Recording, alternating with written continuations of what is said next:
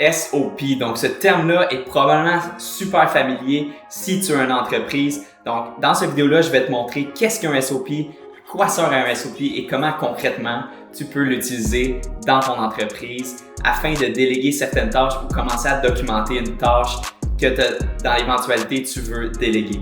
Donc, un SOP, qu'est-ce que c'est? Ça s'appelle en anglais Standard Operating Procedure. Donc, un standard d'opération, une procédure, une marche à suivre, un cadre pour que tu puisses déléguer à un employé une certaine activité opérationnelle précise pour ton entreprise.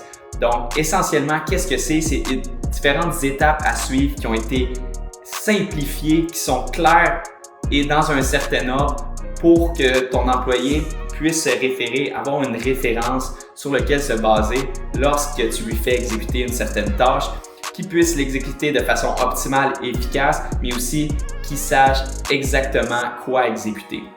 Donc, je ne perds pas plus de temps, donc je vais te montrer exactement, on va se transformer sur mon ordinateur, puis je vais te montrer exactement comment que tu peux créer tes premiers SOP dès maintenant. Donc, bienvenue sur mon écran. Donc, je suis vraiment content et excité de pouvoir vous montrer comment créer vos premiers SOP. Donc, on est en ce moment sur un outil qui s'appelle Asana. Donc, il y a différents outils qui sont utilisés, qui ont un peu essentiellement les mêmes utilités. Puis dans cette vidéo-là, après ça, vous ferez vos recherches à savoir quel outil est le meilleur pour vous. Sauf que vous allez comprendre, peu importe l'outil que vous utilisez, le but c'est de comprendre quelle est la démarche à suivre, comment créer vos SOP, comment définir vos étapes à suivre. Donc, on y va tout de suite. Puis, je veux juste réitérer avant qu'on commence l'importance d'avoir des SOP parce que si dans l'éventualité, tu as un candidat qui s'en va, un employé qui s'en va, tu veux avoir une certaine documentation pour les prochains qui arrivent pour être en mesure que tu ne perds pas ton temps à faire une autre formation.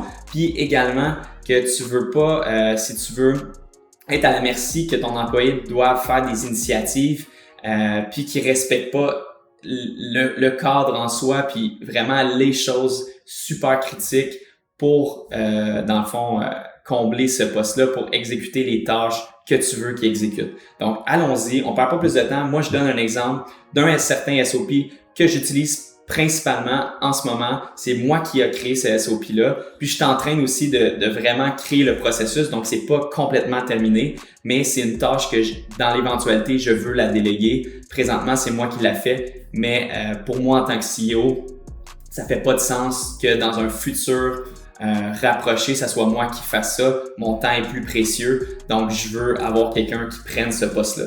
Donc, au niveau du recrutement, je vous mets dans la situation, c'est quelqu'un qui vient de nous envoyer une candidature sur Internet. Le processus, nous, on rentre ça dans un certain CRM qui s'appelle Pipedrive. Nous, on utilise le CRM Pipedrive. Et puis, lorsqu'on reçoit les candidatures, à ce moment-là, il y a tout un processus qui s'enclenche. Donc, quel a été mon processus? J'ai voulu le simplifier. Pourquoi Pipedrive? Parce que j'ai voulu simplifier le processus. Tout se trouve dans cet outil-là, puis je suis en mesure que mon employé ne sorte pas dans tout plein d'outils, mais qu'il soit en mesure d'avoir deux outils, Pipedrive et Asana. Asana pour les SOP, Pipedrive pour avoir les différentes candidatures, envoyer des courriels à ces gens-là si ça a été accepté ou pas. Puis, on va voir, je vais commencer directement avec toutes les différentes étapes à suivre que j'ai décortiquées. Donc, lorsque je reçois une candidature, la première chose que je veux que mon candidat ou mon employé fasse, ça soit d'aller dans la première colonne, puis là, je vous envoie ici, il y a des nouvelles candidatures qui s'en viennent, et puis là, lui, il va pouvoir regarder les candidatures en deuxième lieu. Donc, écouter l'audio qui est relié à la personne, analyser le CV, voir si ça respecte des critères spécifiques. Puis là, vous voyez, ça c'est une étape, mais je peux cliquer dessus puis vraiment aller mettre des détails. Donc, il peut y avoir une description, puis moi, à ce moment-là, ça serait qu'il y ait tous les différents critères qui soient décrits ici pour que mon employé soit en mesure de voir d'une zone noire ou blanc. Est-ce qu'il respecte les critères que l'on recherche ou pas? Donc, ça va être vraiment décortiqué. Tu peux amener plein de descriptions ici pour que ton employé soit en mesure d'avoir certaines informations supplémentaires sur la tâche qui a été attitrée. Ensuite de ça, je peux même, ici, je pense qu'il y a une vidéo, je peux créer une vidéo pour que ça soit quelque chose de plus concret où est-ce que je lui explique exactement l'étape à suivre. Donc, si vous voyez, c'est vraiment une référence en soi complète pour qu'il manque aucun détail pour que la personne, tu sais, puis là je sais pas si je clique dessus, qu'est-ce que ça va faire, mais je lui montre exactement comment faire ici dans Pipedrive. Donc là, on entend ma voix, je vais juste sortir de là. Donc, c'est juste pour vous montrer que on peut ajouter une vidéo, on peut ajouter de la description. Ici, qu'est-ce que je lui dis? Ben, je lui ai dit, bon, lorsque tu envoies un certain courriel, si le courriel, si la personne a été acceptée puis qu'on veut avoir un entretien, ben, réfère-toi à ce courriel-là qui est dans notre Pipedrive pour que tu puisses y envoyer.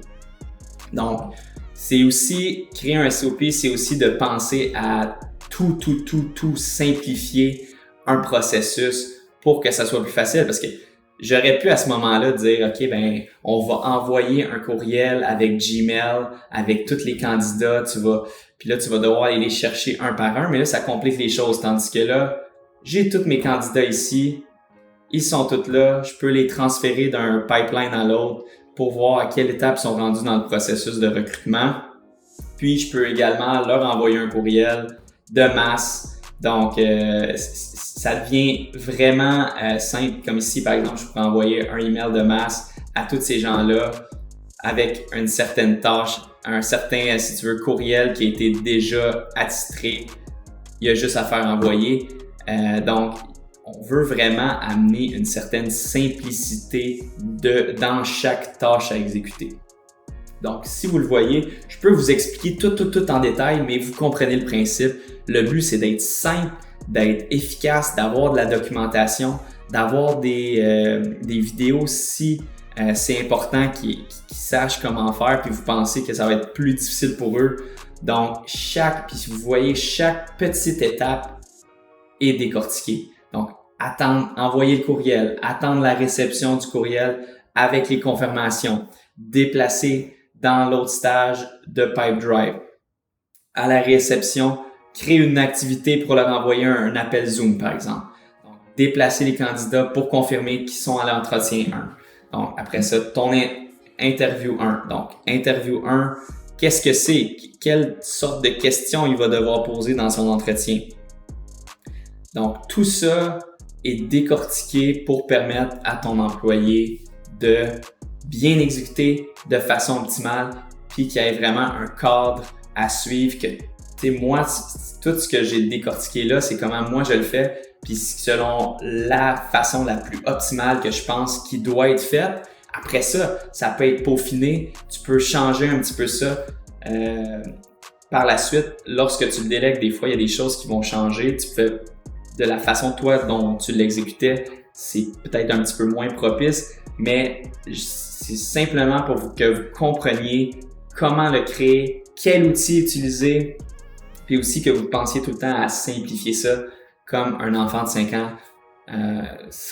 Il faudrait tout le temps qu'un enfant de 5 ans soit en mesure de l'exécuter. Donc, c'est pour ça qu'il faut simplifier chacune des tâches. Donc, et vraiment, là, tu sais, quand je dis chacune des tâches, là, c'est chacune des tâches pour que ça soit le plus simple possible. Donc, voici comment créer votre SOP.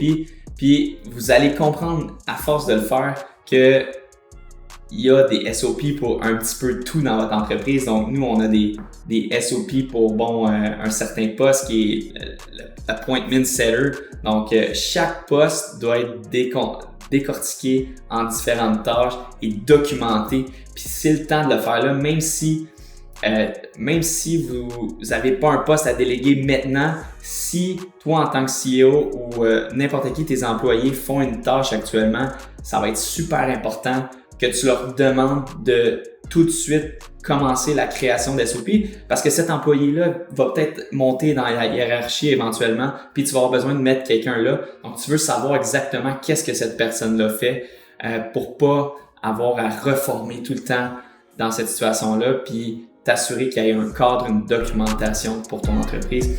Donc, voilà comment créer vos premiers SOP. J'espère que ça peut être utile pour vous.